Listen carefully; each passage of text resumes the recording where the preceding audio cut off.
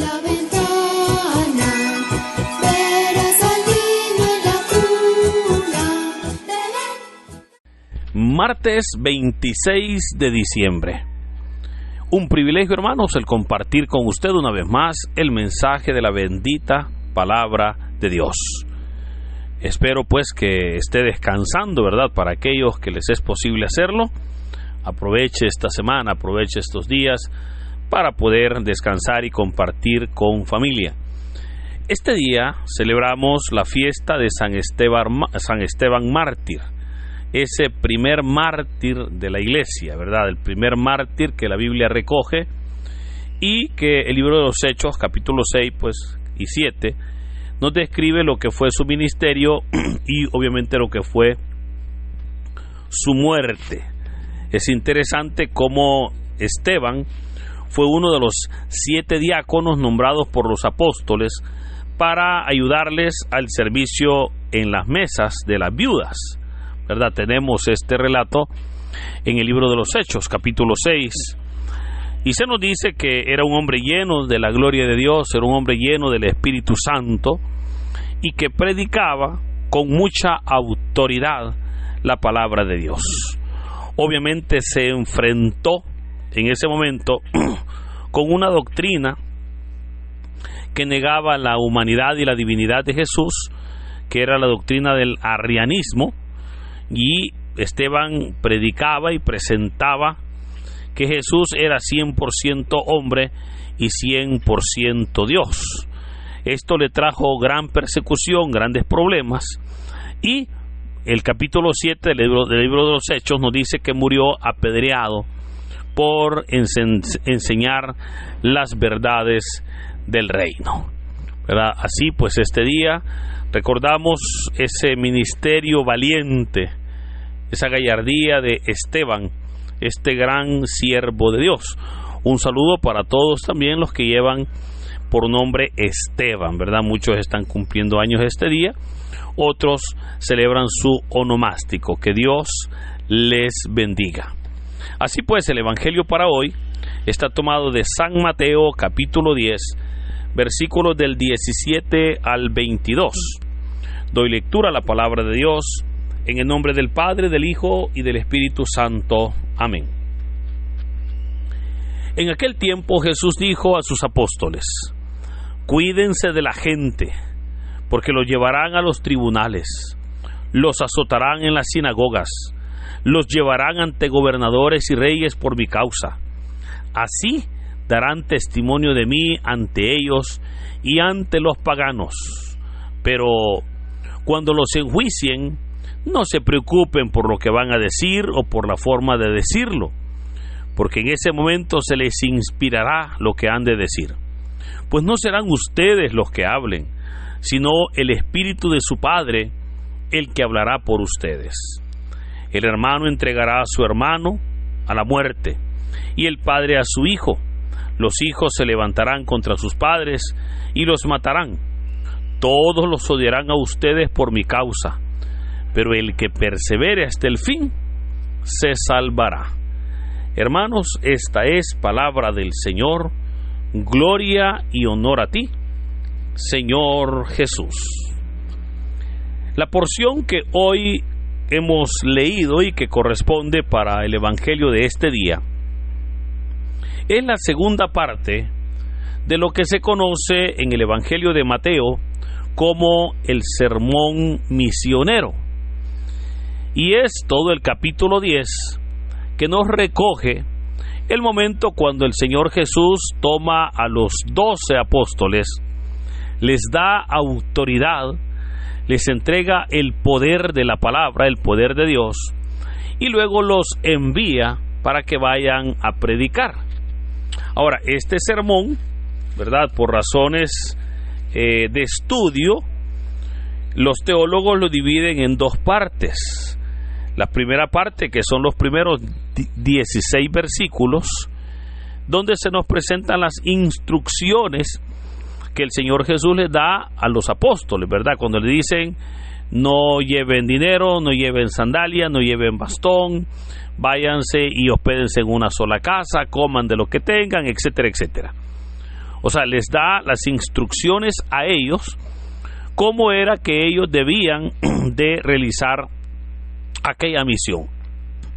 Y la segunda parte, que son los versículos del 17 al 23, que es la parte que hoy hemos leído, nos presenta, hermanos, las instrucciones, ya no solo para los apóstoles, sino para toda la iglesia.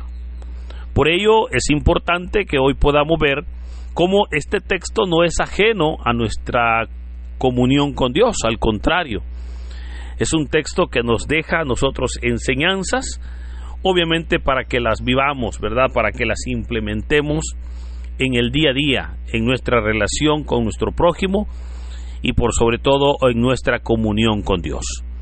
Así podemos ver entonces que ahora el Señor está dando instrucciones, y la primera instrucción que encontramos en el versículo 17, el Señor les dice: cuídense de la gente. Hermanos, esta frase de cuídense de la gente pareciera como que obviamente es una exhortación para que los discípulos puedan huir de la gente, puedan apartarse de la gente. Pero en realidad no es así, porque en un versículo anterior que no lo hemos leído, el Señor les dice: vayan e introdúzcanse en medio de la gente, y miren que los envío como ovejas en medio de lobos.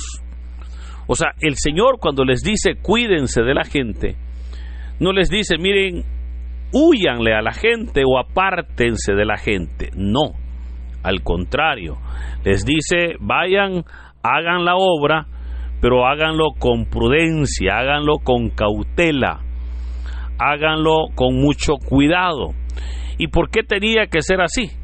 Porque vea que le dice: los llevarán a los tribunales, los azotarán en las sinagogas, los llevarán ante gobernadores y reyes por mi causa. O sea, el Señor está hablando que por hacer la obra de Dios, los apóstoles iban a sufrir ese tipo de persecuciones. Y cuando nosotros vemos la historia, cuando comenzamos a leer el libro de los Hechos, por ejemplo, nos damos cuenta que en realidad, tal como el Señor se los dijo a sus apóstoles, así sucedió. Tenemos a un apóstol Pedro con Juan, ¿verdad?, enfrentándose a Herodes, enfrentándose al Sanedrín, enfrentándose a las autoridades judías, a las autoridades romanas. Tenemos a un Santiago el Menor, quien fue el primer apóstol que fue asesinado y obviamente fue martirizado, ¿verdad? Pero también tenemos a través de la historia cuántos hombres y mujeres de Dios han sido azotados, han sido encarcelados, los han llevado a los tribunales, se han presentado y han sido enjuiciados ante los reyes y autoridades por la causa del Señor. Hermanos, en 2000 años que lleva el cristianismo de ser predicado, podemos ver cómo la persecución no ha cesado. La persecución sigue estando presente. Y aunque gracias a Dios, mire, en nuestro país pues no meten preso a nadie por declarar o reconocer su fe en Cristo. Gracias a Dios ya las autoridades o de repente las leyes pues lo permiten. Hermanos, muchas veces entre nosotros mismos nos estamos criticando, nos estamos injuriando, nos estamos haciendo daño. ¿Cuántas personas, le digo, están siempre criticando al hermano, al prójimo? Y muchas veces son de la misma iglesia, muchas veces son del mismo grupo, o solo porque tal vez son de diferente ministerio, son de diferente grupo. Siempre dicen: es que nosotros tenemos la verdad, es que nosotros somos los que servimos mejor, y siempre vemos de menos a los demás. De esas personas también hay que cuidarse, de esas personas que siempre andan buscando hacer daño y que están dentro de la obra de Dios. Aquellas personas que se declaran enemigos de la iglesia, pues al final ellos lo reconocen que son enemigos y que obviamente no se van a acercar a la iglesia. Y allá de lejos, de repente, pues podrán hablar, ¿verdad? Podrán decir cosas, pero no va a afectar a la obra de Dios. Yo siempre he creído que el daño que recibe la obra de Dios no viene de afuera, viene de adentro. Nosotros mismos como servidores, nosotros mismos como pueblo de Dios, nos hacemos la guerra. Nosotros mismos, hermanos, nos dividimos y obviamente no tenemos la humildad para reconocer cuando hemos herido a alguien o cuando hemos fallado a mi compromiso con el Señor. Ahora, pero eso, fíjese, aunque pareciera que es un problema, porque alguien diría, no hombre, es que en serio que los problemas en la iglesia sí que afectan. Fíjese que el Señor lo está diciendo, mire que dice, pero así darán ustedes testimonio de mí ante ellos y ante los paganos. O sea, está diciendo el Señor que los azotes, las críticas, las injurias, las calumnias, las difamaciones van a servir para dar testimonio de Cristo ante esa gente que nos critica. Es aquí entonces donde podemos recordarle que la dificultad tiene un objetivo. Hermanos, si yo le pregunto a usted si usted quiere tener problemas, ya yo no creo que haya alguien que diga, sí, yo necesito tener problemas porque mi vida no tiene sentido. Pues a lo mejor puede haber alguien en el mundo con esa mentalidad. Pero una persona normal no va a querer tener problemas. Pero vea que la palabra de Dios dice que los problemas serán necesarios, porque será ahí donde nosotros daremos testimonio en verdad ante las demás personas en quien hemos creído. Fíjese que yo siempre, hay una comparación muy interesante que me agrada y que puede ser aplicada en este momento. Es hermoso como la vida cristiana, muchos estudiosos dicen que es como la bolsita de té. Yo creo que muchos conocemos, ¿verdad?, la bolsita de té en sus diferentes sabores, por supuesto, aromas, etcétera. Entonces, y una bolsita de té, para poder soltar su sabor, para poder dar ese color, ese sabor, esa textura al agua, hermano, debe de ser introducida en agua caliente. Y ojo, entre más caliente esté el agua, mejor. O sea, si está hirviendo, es mejor todavía. ¿Por qué? Porque obviamente el té, la bolsita de té, da más su sabor. Pero pareciera como que ese ejemplo, que es bastante sencillo, hermano, es similar a la vida cristiana. Mire, entre mayor sea su problema, mayor será obviamente su respuesta. Y es importante porque en nuestra vida cristiana nosotros podremos ver o podremos identificar y podremos ver los resultados cuando hemos creído, pero cuando estemos pasando por los problemas. Por eso dijo el Señor, así darán testimonio de mí ante ellos. Pero luego viene y les da algunas recomendaciones cuando les dice, cuando los enjuicien, no se preocupen por lo que van a decir o por la forma de decirlo, porque en ese momento se les inspirará lo que han de decir.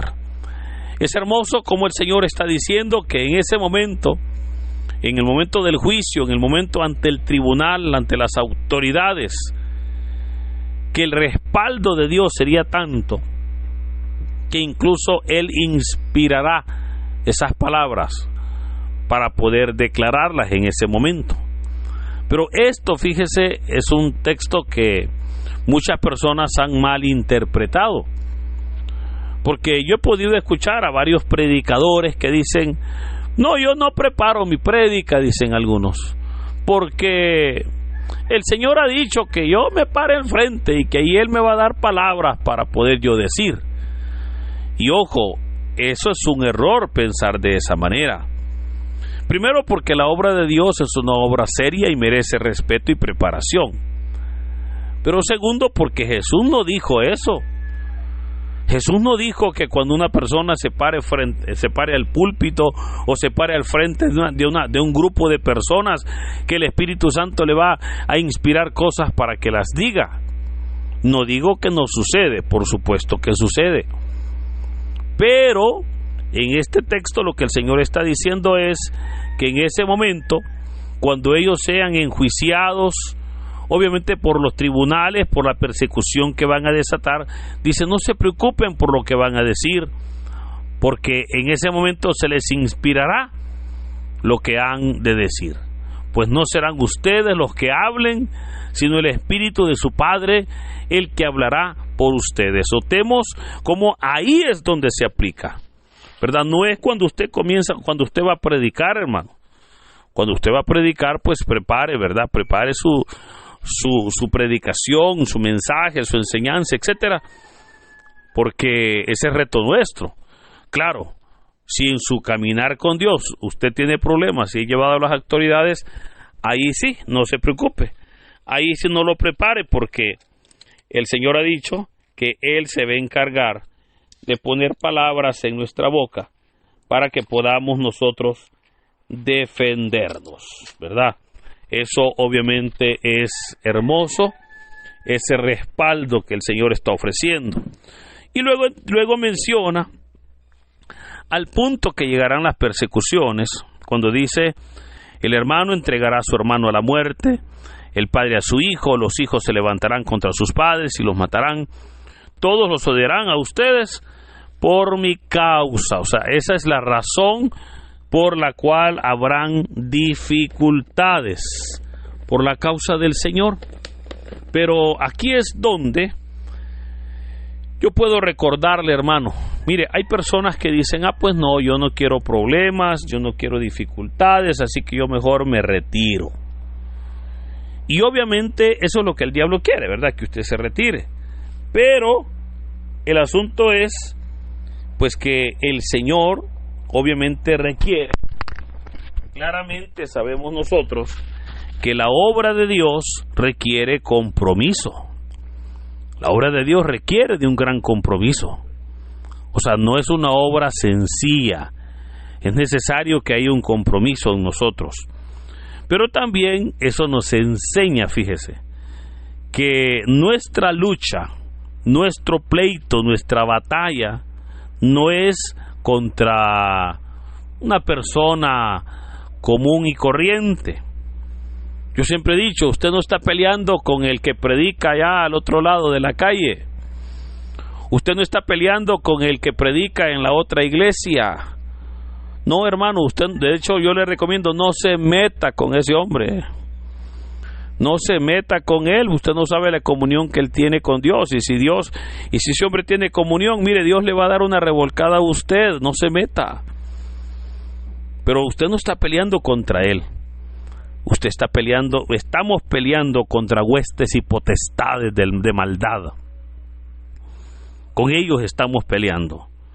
Y por eso es que la obra es una obra que exige, de hecho el Señor dice, el reino de los cielos sufre exigencia, sufre violencia, y lo arrebatan los valientes.